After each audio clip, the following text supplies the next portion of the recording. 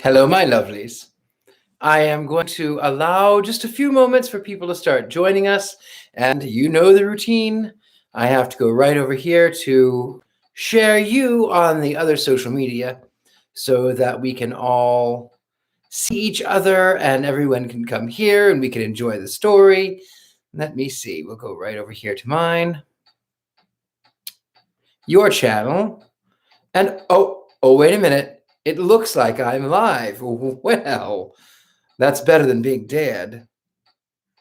And we're going to share that one, copy that link. We'll go over here to the Facebook, and we're going to go into the Gentleman Psychic, and then we're going to create a post. Join me for the sorrows of Satan.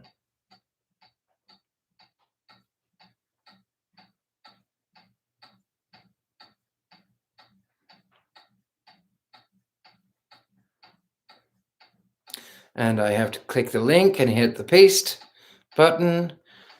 We'll let it come up so I can share it. Okay. Share that one, publish that one. And then I have to do one more little thing. So now that that one is up here, let me see, posts.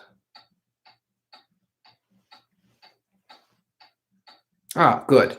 And then we share this one on my regular Facebook page.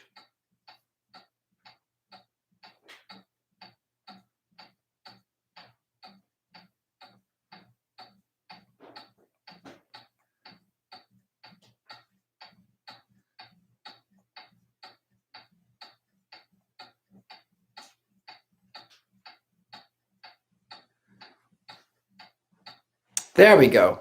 Now, we've got a couple of people here. Who do we have? We've got 4 people. I don't see any names yet, but I see we have 4 people. Oh, back down to 3. That's okay. We'll get it back up here. Hello, everybody. Welcome back to the Gentleman Psychic. It is my honor, my privilege, my pleasure. What is that? Yes. Okay. Yes, that I can do. Sorry, it was an email that I have to respond to. Welcome back to the Gentleman Psychic, where lately all of my videos have been about story time. I need to get back in touch because I have videos that I need to get out. I have a how-to video, how to make things look like leather when they're not. There's a chair right over here. There's this this is not leather. I've got that I'm working on. I've got to get that edited and sent out. And then my boys, my marionettes, they don't like to be called that, but my marionettes, they are itching to perform again. So I've got some videos that will be coming out about that. If you have not had a chance, follow my friend Heidelberg Hall 1876.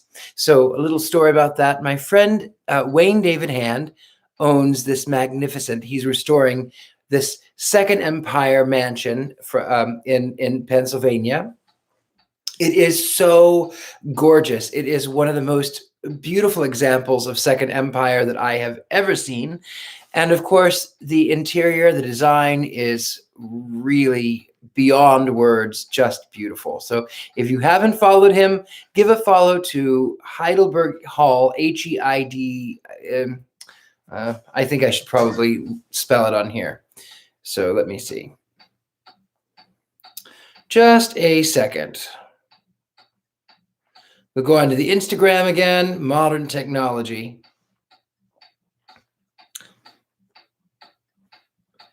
Okay, so it's Heidelberg, Heidelberg, Hall, 1876. Heidelberg Hall, 1876. You do not want to miss out on that. And I apologize. My ear is giving me a little bit of trouble right now. So if I seem a little distracted, it is because my ear is bothering me. What else can I tell you? So if you would like to book an appointment, if you would like to have a reading, I have specials that I'm giving people. So if you would like to book a psychic reading, if you'd like a cleanse, if you'd like a seance, if you'd like some spirit communication, whatever it may be, you can send me a message through thegentlemanpsychic.com. It is my website, and I am running specials. I'm not going to tell you now because they are not going to be a permanent. So I'm running specials. You don't want to miss out. They're going to be really good. Okay, lovelies. I think that is all I need to tell you for now. And now we are going to continue reading The Sorrows of Satan.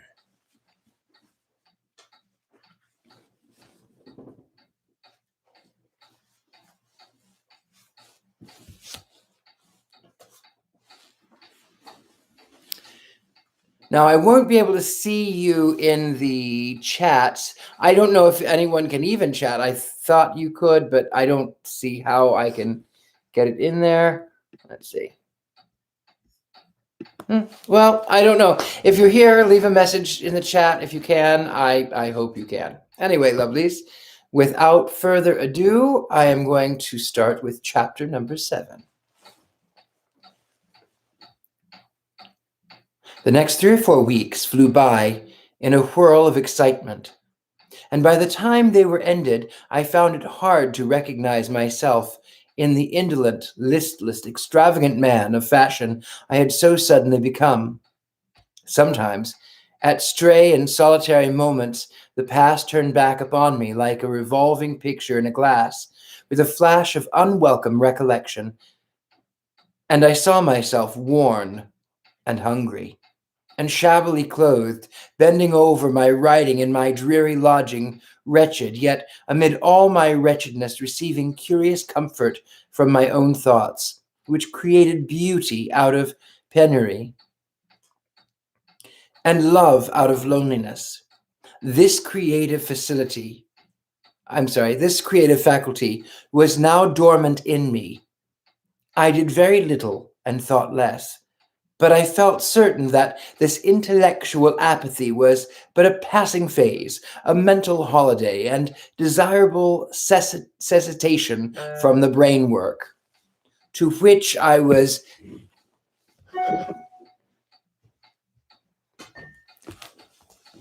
entitled after all my sufferings at the hands of poverty and disappointment.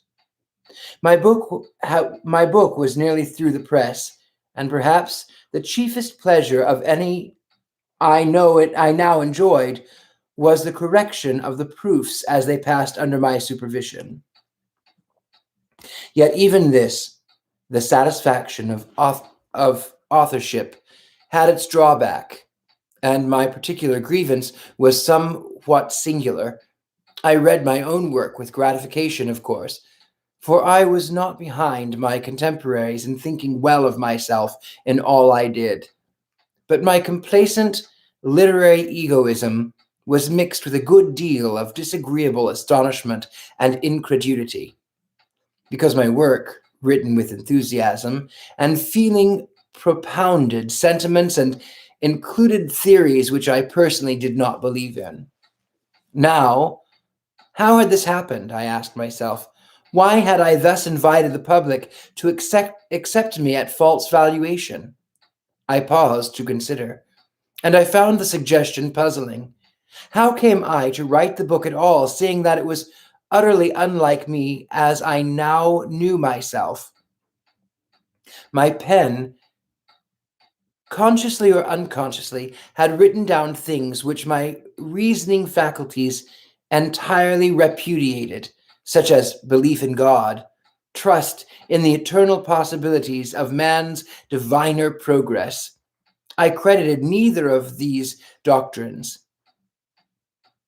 When I imagined such transcendental and foolish dreams, I was poor, starving, and without a friend in the world. Remembering all this, I promptly sat down my so-called inspiration to the action of an ill-nourished brain.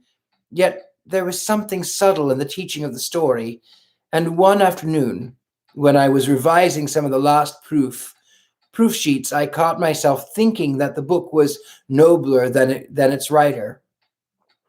This idea smote me with a sudden pang. I pushed my papers aside and, walking to the window, looked out. It was raining hard, and the streets were black with mud and slush. The foot passengers were drenched and miserable. The whole prospect was dreary, and the fact that I was rich did not in the least lift from my mind the depression that had stolen on me unawares. I was quite alone, for I had my own suite of rooms now in the hotel, not far from those occupied by Prince Ximenes.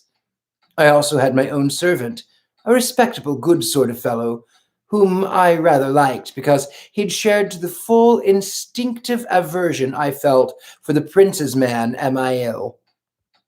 Then I had my own carriage and horses with an attendant coachman and groom, so that the prince and I, though the most intimate friends in the world, were able to avoid that familiarity which breeds contempt, by keeping up our own separate establishments.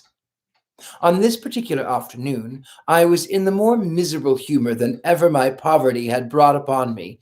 Yet, from a strictly reasonable point of view, I had nothing to be miserable about. I was in full possession of my fortune. I enjoyed excellent health, and I had everything I wanted, with the added consciousness that if my wants increased, I could gratify them easily. The paragraph wheel under Lucio's management had been worked with such good effect that I had seen myself mentioned in almost every paper in London and the provinces as the famous millionaire. And for the benefit of the public, who are sadly uninstructed on these matters, I may here state as very plain, unvarnished truth that for £40, a well-known agency will guarantee the insertion of any paragraph, provided it is not libelous, in no less than 400 newspapers. The art of blooming is thus easily explained, and level-headed people will be able to comprehend why it is that a few names of authors are constantly mentioned in the press, while others, perhaps more deserving, remain ignored. Merit counts as nothing in such circumstances. Money wins the day. And the persistent paragraphing of my name, together with a description of my personal appearance and my marvelous literary gifts, combined with a deferential and almost awestruck allusion to the millions, which made me so interesting. The paragraph was written by Lucio and handed for the circulation to the agency aforesaid, with money down. All this, I say, brought upon me two inflictions. First, any amount of invitations to social and artistic functions, and secondly, a continuous stream of begging letters. I was compelled to employ a secretary who occupied a room near my suite and was kept hard at work all day. Needless to say, I refused all appeals for money.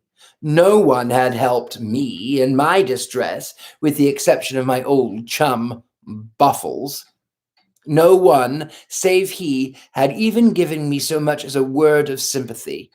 I was resolved now to be as hard and as merciless as I had found my contemporaries.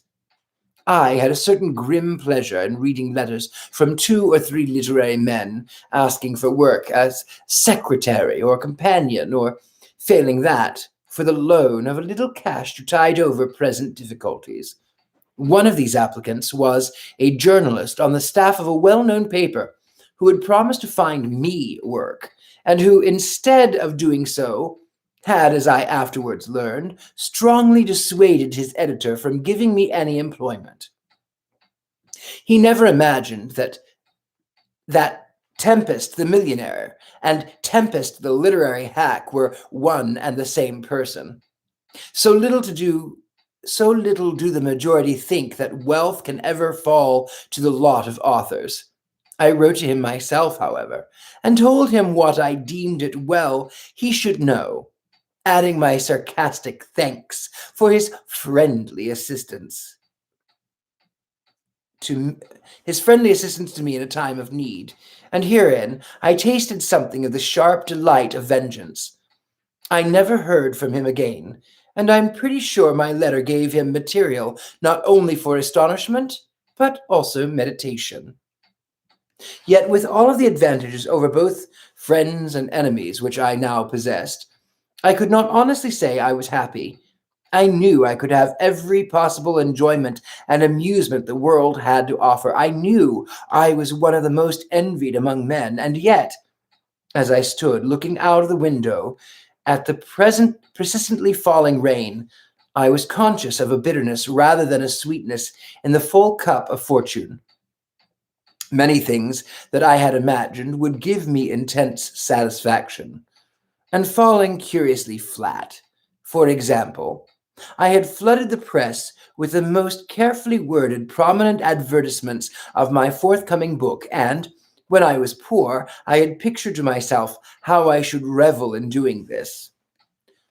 Now it was done. I cared nothing at all about it. I was simply weary for the sight of my own advertised name. I certainly did look forward with very genuine feeling and expectation to the publication of my own work, when that should be an accomplished fact.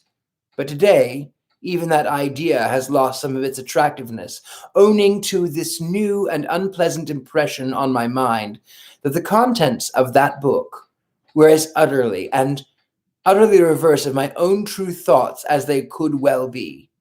A fog began to darken down over the streets in company with rain, and disgusted with weather and with myself, I turned away from the window and settled into an armchair by the fire, poking the coal till it blazed, and wondering what I should do to rid my mind of the gloom that threatened to envelop it in thick canopy as that of the London fog. A tap came to the door, and in answer to my somewhat irritable "come in," Jimenez entered. What? All in the dark, Tempest? He exclaimed cheerfully. Why don't you light up? Fire's enough, I answered crossly. Enough at any rate to think by. And have you been thinking? He inquired, laughing. Don't do it. It's a bad habit. No one thinks nowadays. People can't stand it. Their heads are too frail. Once one begins to think, and down go the foundations of society. Besides, thinking is always dull work. I have found it so, I said gloomily. Lucio, there is something wrong about me somewhere. His eyes flashed a keen, half-amused inquiry to mine. Wrong? Oh, no, surely not. What can there be wrong with you, Tempest? Are you not one of the richest men living? I let the satire pass. Listen, my friend, I said earnestly, you know I have been busy with the last fortnight correcting the proofs of my book for the press, do you not? He nodded with a smiling air. Well, I have arrived almost to the end of my work, and I have come to the conclusion that the book is not me. It is not reflects to my feelings at all, and I cannot understand how I came to write it. You find it stupid, perhaps, said Lucio sympathetically. No, I answered with a touch of indignation. I do not find it stupid. Dull, then? No, it's not dull. Melodramatic. No, not melodramatic. Well, my good fellow, if it's not dull or stupid or melodramatic, then what is it? He exclaimed merrily. It must be something. Yes, it is this. It's beyond me altogether, and I spoke with some bitterness, quite beyond me. I could not write it now. I wonder I could write it then. Lucio, I dare say I am talking foolishly, but it seems to me I must have been on some higher altitude of thought when I wrote the book, a height from which I have since fallen. I'm so sorry to hear this, he answered, with a twinkling in his eyes. From what you say, it appears to me you have been guilty of literary sublimity.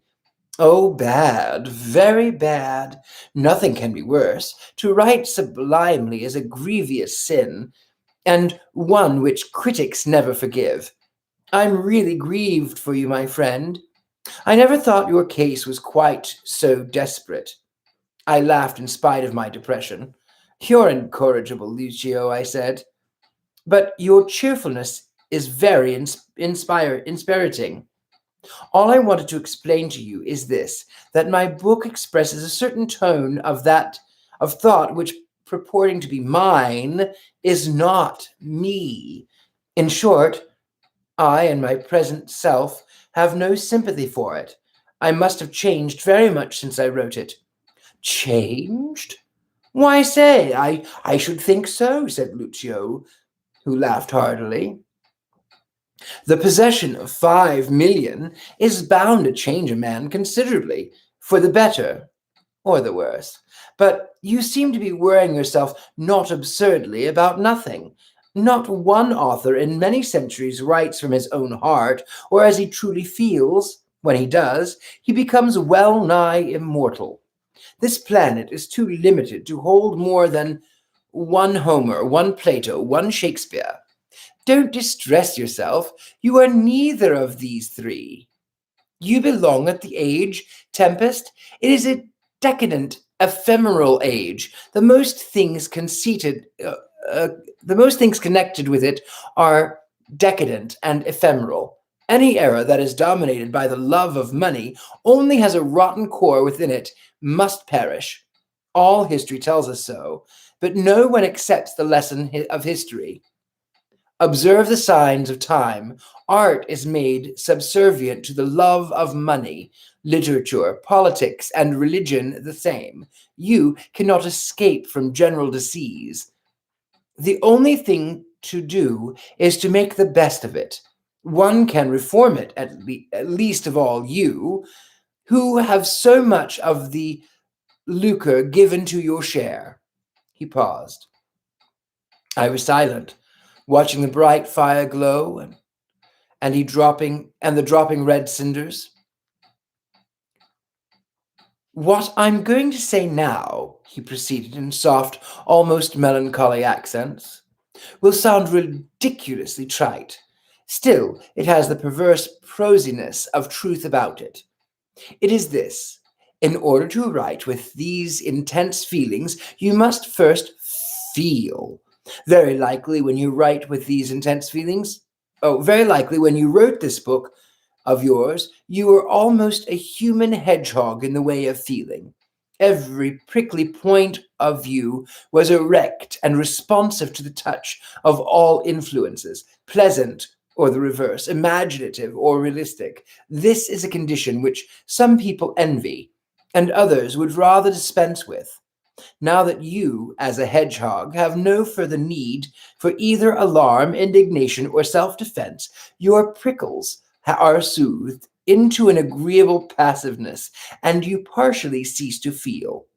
That is all. The change you complain of is thus accounted for. You have nothing to feel about, hence you cannot comprehend how it was that you ever felt. I was conscious of irritation at the calm conviction of his tone. Do you take me for such a callous creature as all that? I exclaimed. You are mistaken in me, Lucio. I feel most keenly. Then what? What do you feel? He inquired, fixing his eyes steadily upon me. There are hundreds of starving wretches in this metropolis, men and women on the brink of suicide because they have no hope of anything in this world or the next, and no sympathy from their kind. Do you feel for them? Do their griefs affect you? You know they do not. You know you never think of them. Why should you? One of the chief advantages of wealth is the ability it gives us to shut out other people's miseries from our personal consideration. I said nothing. For the first time, my spirit chafed at the truth of his words, principally because they were true. Alas, Lucio, if I had only known then what I know now. Yesterday, he went on in the same quiet voice, a child was run over here, just opposite this hotel. It was only a poor child. Mark that, only. Its mother ran shrieking out of some back street hard by, in the time to see the little bleeding body carted up in a mangled heap. She struck wildly with both hands at the men who were trying to lead her away, and with a cry like that of some hurt savage animal, fell face forward in the mud dead. She was only a poor woman, another only. There were 3 lines in the paper about it, headed "Sad Incident." The hotel porter here witnessed the scene from the door with as composed a demeanor as that of a fop at the play, never relaxing the serene majesty of his attitude. But about 10 minutes after the dead body of the woman had been carried out of sight, he, the imperial gold-button being, became almost crook-backed in his servile haste to run and open the door of your brougham, my dear Geoffrey, as you drove up to the entrance. This is a little epitome of life as it is lived nowadays. And yet the canting clerics swear we are all equal in the sight of heaven. We may be, though it does not look much like it. And if we are, it does not matter, as we have ceased to care how heaven regards us. I don't want to point a moral. I simply tell you the sad incident as it occurred, and I am sure you are not the least sorry for the fate of either the child who was run over or its mother who died in the sharp agony of a suddenly broken heart. Now, don't say you are, because I know you're not. How can you feel sorry for people one does not know or has never even seen? I began. Exactly. How is it possible? And there we have it. How can one feel when oneself is so thoroughly comfortable as to be without any other feeling save that material ease? Thus, my dear Geoffrey, you must be content to let your book appear as a reflex and record of your past when you were in the prickly or sensitive stage. Now you are encased in a pachydermatous covering of gold, which adequately protects you from such influences as might have made you start and writhe, perhaps even roar with indignation, and, in the access of fierce torture, stretch out your hands and grasp, quite unconsciously, the winged thing called fame. You should have been an orator, I said, rising and pacing the room to and fro in vexation. But to me, your words are not consoling, and I do not think they are true. Fame is easily enough secured. Pardon me if I obstinate, said Lucio with deprecatory gesture. Notoriety is easily secured, very easily. A few critics who have dined with you and had their fill of wine will give you notoriety. But fame is the voice of the whole civilized public of the world. The public, I echoed contemptuously. The public only care for trash. It's a pity you should appeal to it, then, he responded with a smile. You think so little of public, why give it anything of your brain? It is not worthy of so rare a boon. Come, come, Tempest, do not join the snarl of unsuccessful authors who take refuge, when marked unsaleable, in pouring out abuse on the public. The public is the author's best friend and the truest critic. But if you prefer to despise it in the company with all the very little literature mongers who form a mutual admiration society, I tell you what to do. Print just 20 copies of your book and present these to the leading reviewers, and when they have written you up, as they will do, I'll take care of that. Let your publisher advertise to the effect that the first and second large editions of the new novel by Geoffrey Tempest are exhausted, 100,000 copies having been sold in a week. If that does not waken up the world in general, I shall be much surprised. I laughed. I was gradually getting into a better humor. It would be quite as fair a plan of action as is adopted by many modern publishers, I said. The loud hawking of literary wares nowadays reminds me of the rival shouting of costermongers in the lower neighborhood, but I will not go quite so far. I'll win my fame legitimately if I can. Well, you can't, declared Lucio with a serene smile. It's impossible. You're too rich.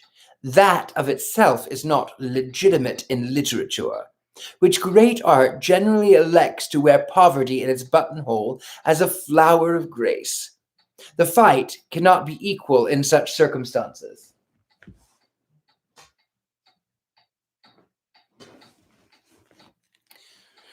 The fact The fact that you are a millionaire must weigh the balance apparently in your favor for a time. The world cannot resist money. If I, for example, became an author, I should probably, with my wealth and influence, burn up everyone else's laurels. Suppose that a desperately poor man comes out with a book at the same time as you do. He will have scarcely the ghost of a chance against you. He will not be able to advertise in your lavish style. Nor will he see his way to dine the critics as you can. And if he should happen to have more genius than you, and you succeed, your success will not be legitimate. But after all, that does not matter much in art. If nothing else, things always right themselves. I made no immediate reply, but went over to my table, rolled up my corrected proofs, and directed them to the printers. Then, ringing the bell, I gave the packet to my man, Morris, bidding him post it at once. This done, I turned again towards Lucio, and saw that he still sat by the fire, but that his attitude was now one of brooding melancholy, and that he had covered his eyes with one hand on which the glow from the flames shone red. I regretted the momentary irritation I had felt against him for telling me unwelcome truths, and I touched him lightly on the shoulder. "Are you in the dumps now, Lucio?" I said. "I'm afraid my depression has proved infectious." He moved his hand and looked up. His eyes were large and lustrous, as the eyes of a beautiful woman. "I was thinking," he said, with a slight sigh, "of the last words I uttered just now. Things always right themselves. Curiously enough, in art they always do. No charlatanism or sham lasts with the gods of Parnassus. But in other matters it is different. For instance, I shall never right myself. Life is hateful to me at times, as it is to everybody." "Perhaps you are in love," I said with a smile. He started up. "In love? By all the heavens, and all the earths too, that suggestion wakes me with vengeance at love. What woman alive do you think could impress me with the notion she was anything more than a frivolous doll of pink and white with long hair frequently not her own? And as for the tomboy tennis players and the giantesses of the era, I do not consider them women at all. They are merely the unnatural embryos of a new sex which will be neither male nor female. My dear Tempest, I hate women. So would you if you knew as much about them as I do. They have made me what I am, and they keep me so." "They are to be much complimented, then," I observed. "You do them credit." "I do," he answered slowly, "in more ways than one." A faint smile was on his face, and his eyes brightened with that curious jewel-like gleam I had noticed several times before. "Believe me, I shall never contest with you such a slight gift as woman's love, Geoffrey. It is not worth fighting for. And apropos of women, that reminds me, I have promised to take you to the Earl of Elton's box at the Haymarket tonight. He is poor Pier, very gaudy, and somewhat heavily flavored with port wine, but his daughter, Lady Sybil, is one of the belles of England. She was presented last season and created quite the furore. Will you come?" I'm quite at your disposition, I said, glad of any excuse to escape the dullness of my own company. And then in that of Lucio, whose talk, even if it's satire, galled me occasionally, always fascinated my mind and reminded in my memory, what time shall we meet? Go and dress now and join me at dinner, he answered, and we'll drive together to the theatre afterwards. The play is on the usual theme which has lately become popular with stage managers, the glorification of a fallen lady, and the exhibition of her as an example of something superlatively pure and good, to the astonished eyes of the innocent. As the play, it is not worth seeing, but perhaps Lady Sybil is. He smiled again as he stood facing me. The light flames of the fire had died down to a dull, uniform, coppery red. We were almost in darkness, and I pressed the small button near the mantelpiece that flooded the room with electric light.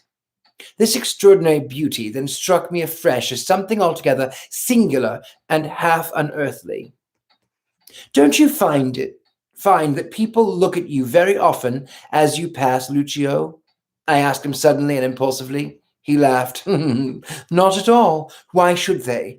Every man is so intent on his own aims and thinks so much of his own personality that he would scarcely forget his ego if the very devil himself were behind him.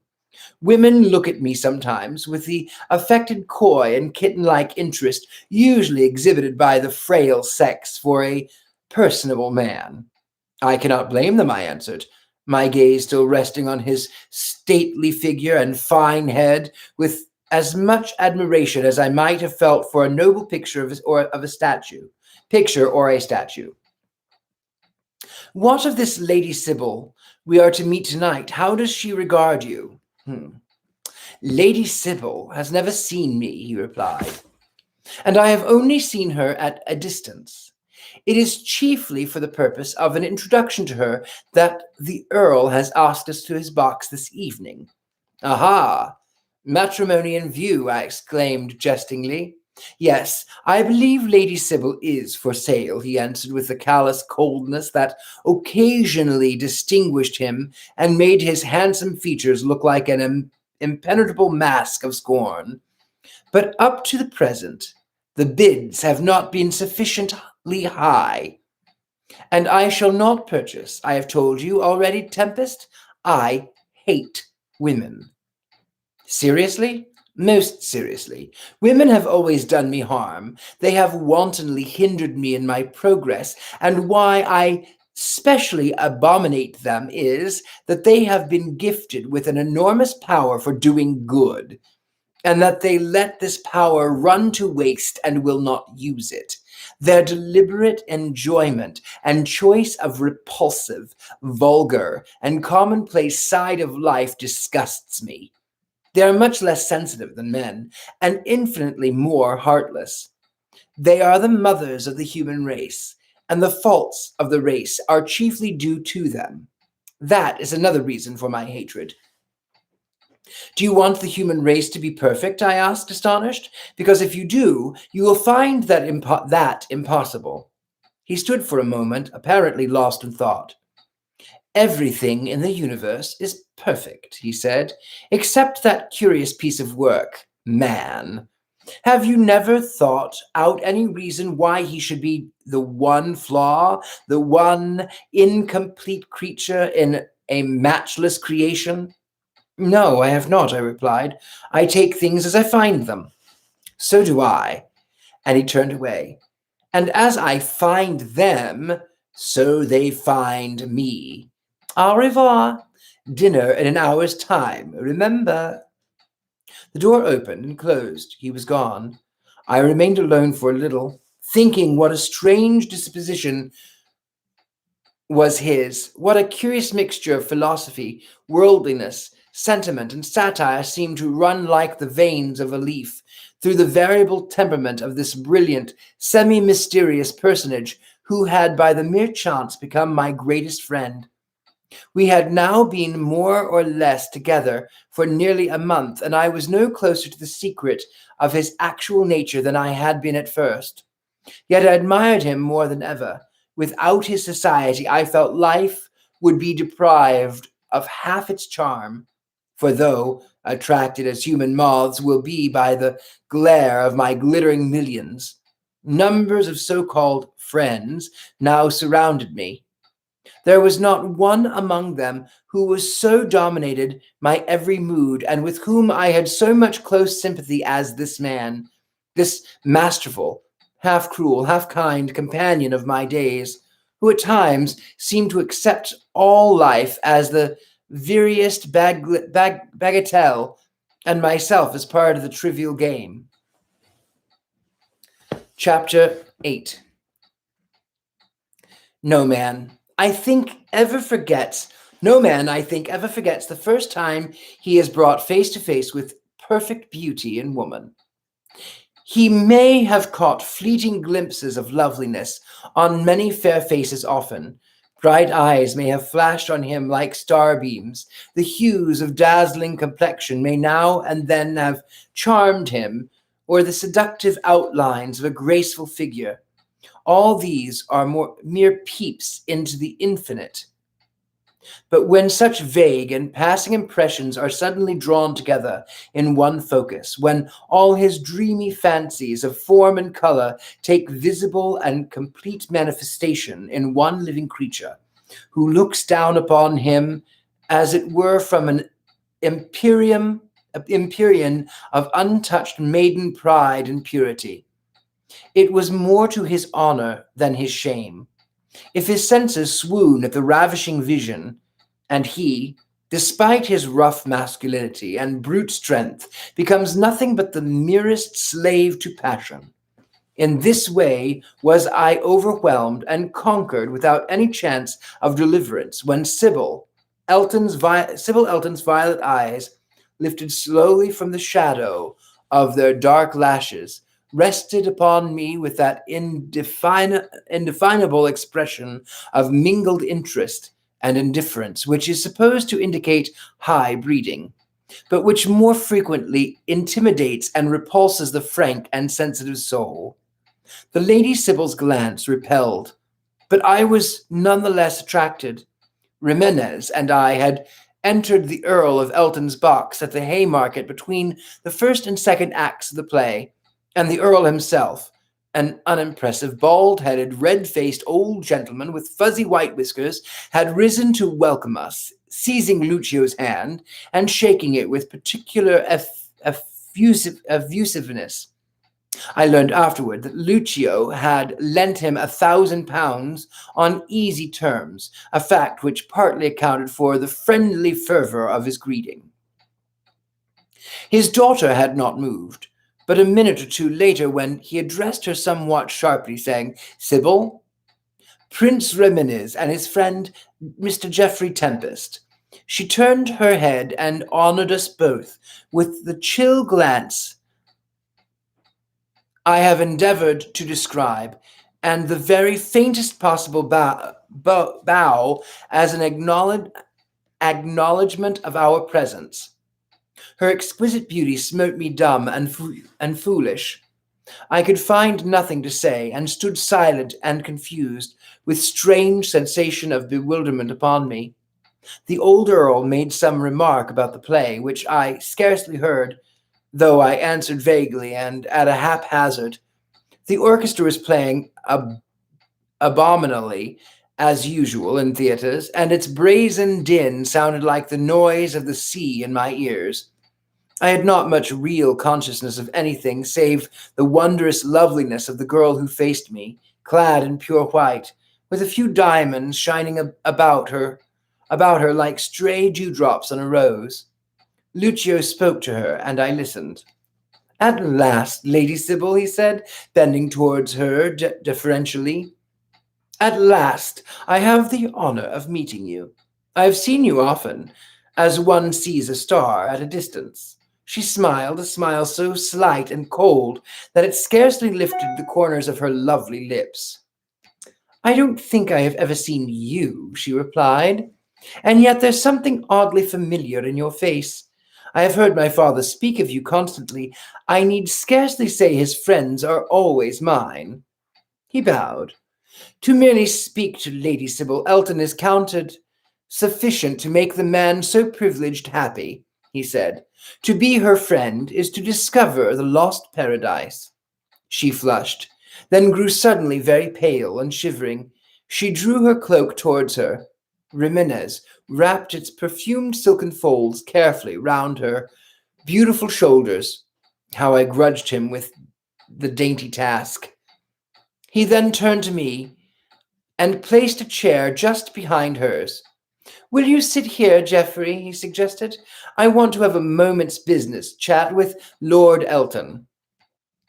Recovering my self-possession a little, I hastened to take a chance he thus generously gave me to integrate myself in the young lady's favor, and my heart gave a foolish bound of joy because she smiled encouragingly as I approached her. You are a great friend of Prince Jimenez? She asked softly as I sat down. Yes, we are very intimate, I replied. He's a delightful companion. So I should imagine. And she looked over at him where he sat next to her father, talking earnestly in low tones. He is singularly handsome. I made no reply. Of course, Lucio's extraordinary personal attractiveness was undeniable, but I rather grudged her praise bestowed on him just then. Her remark seemed to me as tactless as when a man with one pretty woman beside him loudly admires another in her hearing. I did not myself assume to be actually handsome, but I knew I was better looking than the ordinary run of men. So out of a sudden pique, I remained silent, and presently the curtain rose and the play resumed. A very questionable scene was enacted, the woman with the past being well to the front of it. I felt disgusted at the performance and looked at my companions to see if they too were similarly moved. There was no sign of disapproval of Lady Sybil's fair countenance. Her father was bending forward eagerly, apparently gloating over every detail. Jimenez wore that inscrutable expression of his in which no feeling whatever could be discerned. The woman with the past went on with her hysterical sham heroics, and the mealy-mouthed fool of a hero declared her to be a pure angel wronged, and the curtain fell amid loud applause. One energetic hiss came from the gallery, affecting the occupants of the stalls to scandalized amazement. England has progressed, said Jimenez in soft, half-bantering tones.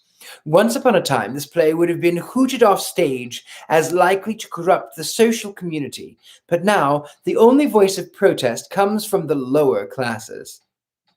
Are you a Democrat, Prince? Inquired Lady Sybil, waving her fan indolently to and fro.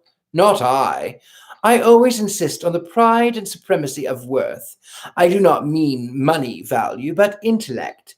And in this way, I foresee a new aristocracy.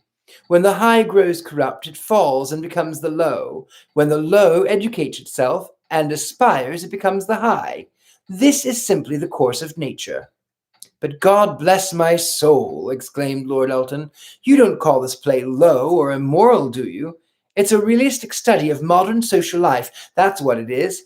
These women, you know, these poor souls with a past, are always very interesting. Very, murmured his daughter. In fact, it would seem that for women with no such past, there can be no future. Virtue and modesty are quite out of date, and have no chance whatsoever. I leaned towards her, half whispering, Lady Sybil, I'm glad to see this wretched play offends you. She turned her deep eyes to me in mingled surprise and amusement. Oh, no, it doesn't, she declared. I've seen so many like it, and I've read so many novels on just the same theme. I assure you, and I'm quite convinced that the so-called bad woman is the only popular type of our sex with men. She gets all the enjoyment possible out of life. She frequently makes an excellent marriage and has, as the Americans say, a good time all around. It's all the same thing with our convicted criminals. In prison, they are much better fed than the honest working man. I believe it is quite a mistake for women to be respectable. They are only considered dull. Ah, Now you are only joking, I said with the indulgent smile. You know what in your heart, you know that in your heart you think very differently. She made no answer, just said, she made no answer, as just then the curtain went up again, disclosing the unclean lady of the piece having a good time all round on board a luxurious yacht. During the unnatural and stilted dialogue which followed, I withdrew a little back into the shadow of the box, and all that self esteem and self assurance of which I had been suddenly deprived by a glance at Lady Sybil's beauty came back to me, and perfectly stolid coolness and composure succeeded to the first feverish excitement of my mind. I recalled Lucio's words, I believe Lady Sybil is for sale, and I thought triumphantly of my millions. I glanced at the old earl, abjectly pulling at his white whiskers, while he listened anxiously to what were evidently money schemes propounded by Lucio. Then my gaze came back to the appraisingly to the lovely curves of Lady Sybil's milk-white throat, her beautiful arms and bosom, her rich brown hair, and the shade of ripe chestnut, her delicate haughty face, the languid eyes and brilliant complexion, and I murmured inwardly, all this loveliness is purchasable, and I will purchase it. At that very instant, she turned to me and said, You are the famous Mr. Tempest, are you not? Famous, I echoed, with a deep sense of gratification. Well, I'm scarcely that, yet. My book is not published. Her eyebrows arched themselves surprisedly. Your book? I did not know you had written one. My flattered vanity sank to zero. It has been extensively advertised, I began impressively, but she interrupted me with a laugh. Oh, I never read advertisements. It's too much trouble. When I asked you if you were the famous Mr. Tempest, I meant to say that you were the great millionaire who has been so much talked about of late. I bowed a somewhat chill assent. She looked at me inquisitively over the lace edge of her fan. How delightful it must be for you to have so much money, she said. And you are young, too, and good-looking. Pleasure took the place of vexed amour propre, and I smiled. You are very kind, Lady Sybil. Why, she asked, laughing. Such a delicious little low laugh. Because I tell you the truth, you are young, and you are good-looking. Millionaires are generally such appalling creatures. Fortune, while giving them money, frequently deprives them of both brains and personal attractiveness. And now, do tell me about your book. She seemed to have suddenly dispensed with her former reserve, and during the last act of the play, we conversed freely in whispers which assisted us to become almost confidential. Her manner to me now was full of grace and charm, and the and the fascination she exerted over my senses became complete. The performance over, we all left the box together, and as Lucio was still apparently engrossed with Lord Elton, I had the satisfaction of escorting Lady Sybil to her carriage when her father joined her. Lucio and I both stood together, looking at the window of the brougham, and the Earl, getting hold of my hand, shook it up and down with boisterous friendliness. Come and dine, come and dine, he spluttered excitedly. Come, let me see. This is Tuesday. Come on Thursday. Short notice and no ceremony. My wife is paralyzed, I'm sorry to say. She can't receive. She can only see a few people now and then when she is in the humor. Her sister keeps the house and does the honors. Aunt Charlotte. Eh, Sybil? Ha ha. The deceased wife's sister, Bill. The deceased wife's sister's bill would never be any use to me. For if my wife were to die, I shouldn't be anxious to marry Miss Charlotte Fitzroy. Ha ha. A perfectly unapproachable woman, sir. A model. Ha ha. Come and dine with us, Mr. Tempest. Lucio, you bring him along with you, eh? We've got a young lady staying with us, an American, dollars, accent and all, and by Jove, I believe she wants to marry me, ha ha ha, and is waiting for Lady Elton to go to a better world first, ha ha. Come along, come along. and see the little American, eh? Thursday shall it be? Over the fair features of Lady Sybil there passed a faint shadow of annoyance at her father's allusion to the little American, but she said nothing. Only her looks appeared to question our intentions, as well as to persuade our wills, and she deemed satisfied when we both accepted the invitation given. Another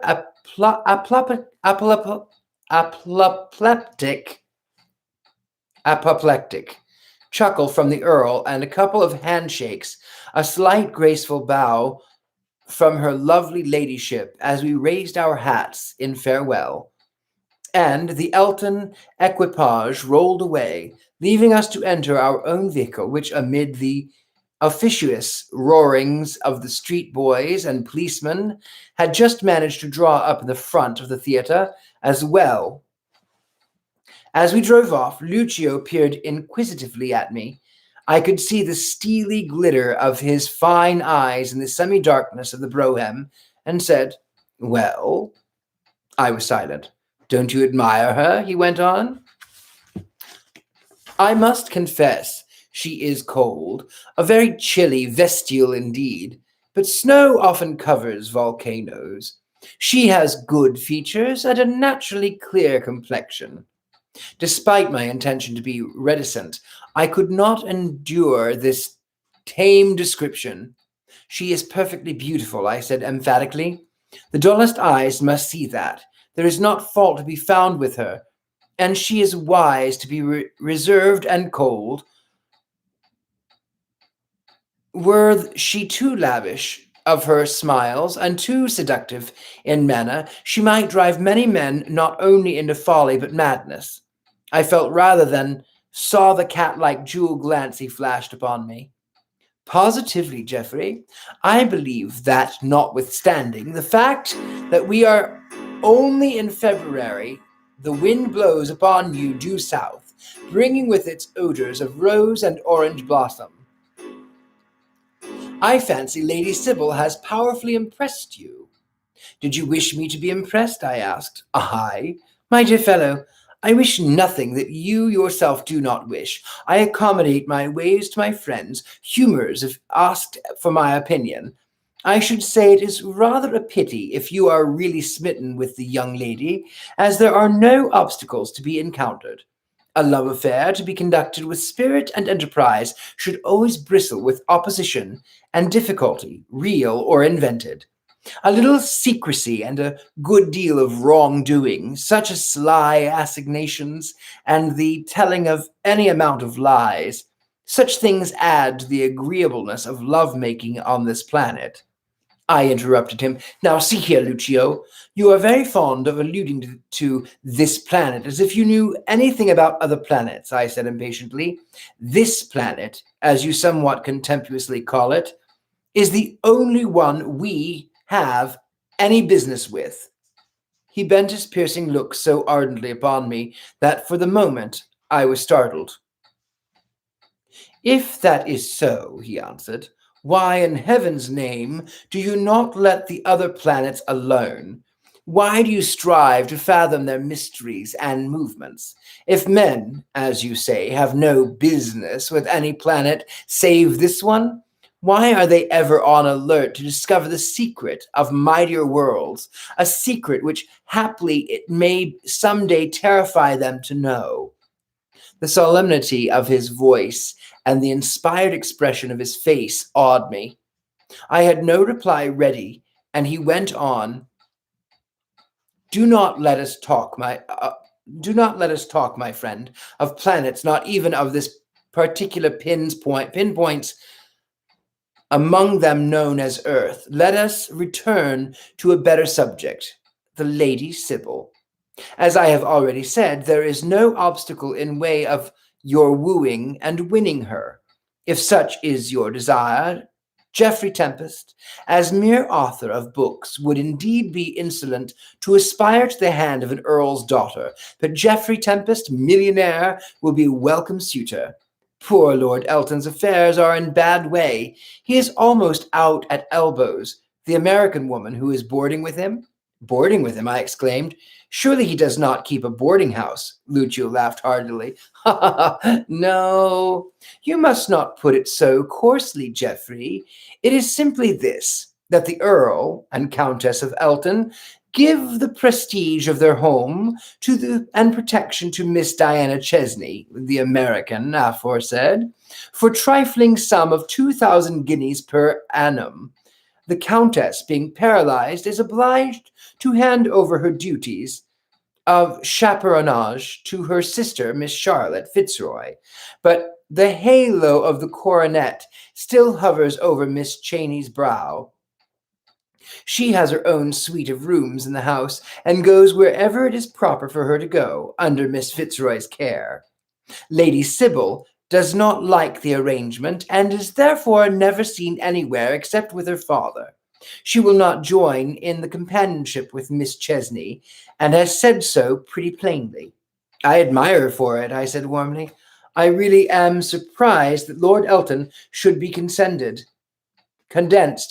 Condensed to what? Inquired Lucio. Condensed to take 2,000 guineas a year? Good heavens, man. There are no end of lords and ladies who will readily agree to perform such an act of condescension. Blue blood is getting thin and poor, and only money can thicken it. Diana Chesney is worth over $1 million, and if Lady Elton were to die conventionally soon, I should not be surprised to see that little American step triumphantly into her vacant place. What a state of topsy-turvydom, I said, half angrily. Geoffrey, my friend, you really are amazingly inconsistent. Is there a more flagrant example of topsy-turvydom than yourself, for instance? 6 weeks ago, what were you? A mere scribbler with flutterings of wings of genius in your soul, but many uncertainties as to whether those wings would ever be strong enough to lift you out of the rut of obscurity in which you have floundered, struggling and grumbling at the adverse fate. Now, as a millionaire, you think contemptuously of the Earl, because he ventures quite legitimately to add a little to his income by boarding an American heiress and launching her into society where she would never get without him. And you aspire, or probably mean to aspire, to the hand of the Earl's daughter, as if you yourself were a descendant of kings. Nothing can be more topsy-turvy than your condition. My father was a gentleman, I said with a touch of hauteur, and a descendant of gentlemen. We were never common folk. Our family was one of the most highly esteemed in the counties. Lucio smiled. I do not doubt it, my dear fellow. I do not in the least doubt it. But a simple gentleman is a long way below or above an earl. Have it which side you choose, because it really doesn't matter nowadays. When we have come to a period of history when rank and lineage count as nothing at all, owing to the profoundly obtuse stupidity of those who happen to possess it, so it chances that no resistance is made. Brewers are created peers and of the realm, and ordinary tradesmen are knighted, and the very old families are so poor that they have to sell their estates and jewels to the highest bidder, who is frequently a vulgar railway king or the introducer of some new manure. You occupy a better position than such, since you inherit your money with the further satisfaction that you do not know how it was made. True, I answered meditatively. Then with a sudden flash of recollection, I added, by the way, I never told you that my deceased relative imagined what he had sold his soul to the devil, and that this vast fortune of his was the material result. Lucio burst into a violent fit of laughter. No, not possible, he exclaimed derisively. What an idea. I suppose he had a screw loose somewhere. Imagine any sane man believing in a devil. And in these advanced days, too. Well, well, the folly of human imagination will never end.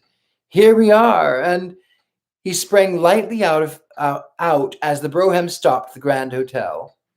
I will say good night to you, Tempest. I've promised to go and have a gamble. A gamble? Where?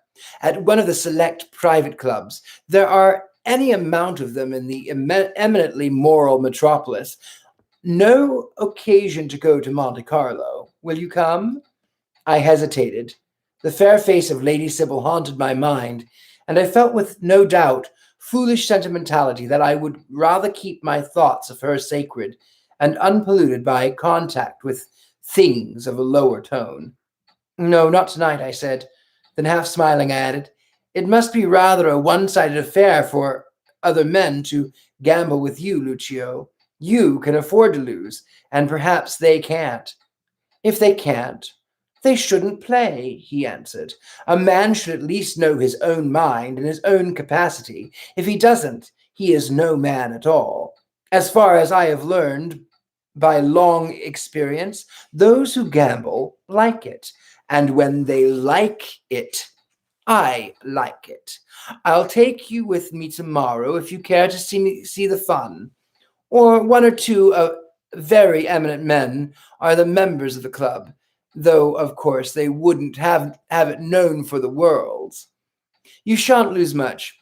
I'll see to that.